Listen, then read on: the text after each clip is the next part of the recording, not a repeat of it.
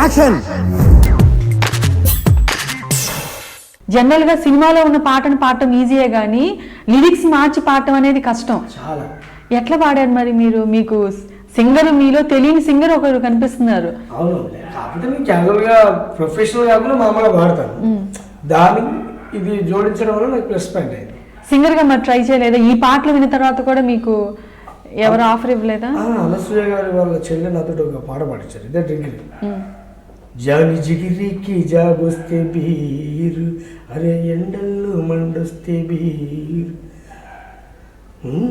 మండొస్తే beer, friend గుండెల్లో బాధొస్తే beer, నవ్వైన బాధైన సరదైన సందడైన గుర్తొచ్చేదొకటేర బీరు, ఐ లవ్ బీరు, నే సిప్పేస్తే జోరు అని ఒక సాంగ్ నన్ను పాడించారు. కాకపోతే ఇప్పుడు 2-3 సినిమాల్లో కూడా పాడే అవకాశం వచ్చింది, కానీ నేను ఆ సమయానికి ఉండడం వల్ల ప్లస్ ఈవెంట్స్ వెళ్ళడం వల్ల ఒకసారి మస్కట్ వెళ్ళా, సింగపూర్ పోయా. ఈ టైంలో నాకు 2 సార్లు వచ్చిన అవకాశం, 2 సార్లు వచ్చింది సినిమాలో పాడడం.